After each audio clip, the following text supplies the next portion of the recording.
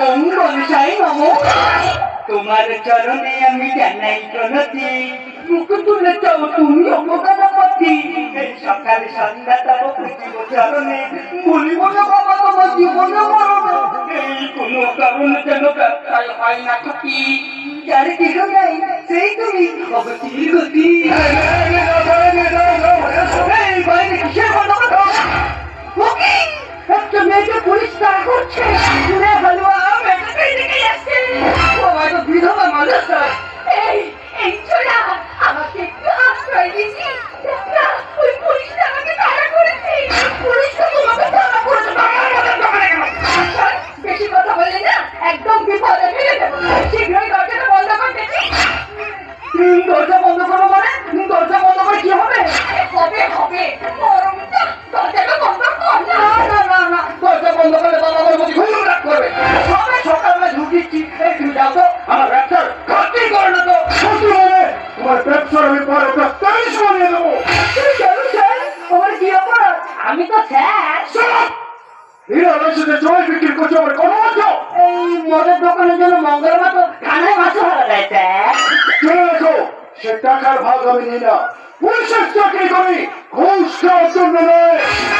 রীতিমতো এই পোশাকের সম্মান আমি নিই, আর সরকার আমাকে যা মাইনে দেয় সেটাই আমার কাছে যথেষ্ট। তাহলে ঘুষের টাকা দিলে দিয়ে কি হয় স্যার? সে আমি জানি না, ওই টাকা আমি ঘৃণা করি। মাছ খাই না পাতে তিনটে ইলিশে, বিয়ে করি না ঘরে তিনটে মিশে।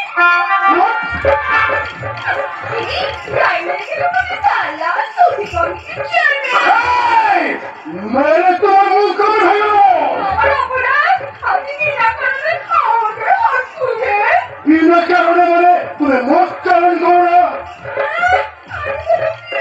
দশ মাসের বাচ্চা নিয়ে করছি আর আমি কিনা মদ চালান করি। আমি খেয়ালই করিনি। কিন্তু তুমি শুনে রেখো ভাই, যদি বিপদে পড়তে না চাও তবে এই ব্যবসা বন্ধ করো। পুলিশকে টাকা ঘুষবে, বেশি দিন মুখ বন্ধ রাখা যায় না। আমিও বলি, এই থানা পুলিশ থাকবে যতদিন, ঘুষে চলবে ততদিন। বাবা হাত ছেড়ে বাঁচলাম, ওই মুখ পাঠানো আর ওই যে আমার পিছনে। তোমার পিছনে মধু আছে। তাই তো তোমার পিছনে হাঁটে, বয়স হলেও যৌবনের ঝলক আছে। তোকে দেওয়া হয়েছে নাকি মুখ করা? তুই চিনতে পারছিস না? পাচ্ছি না। যেতেই আর ঠিক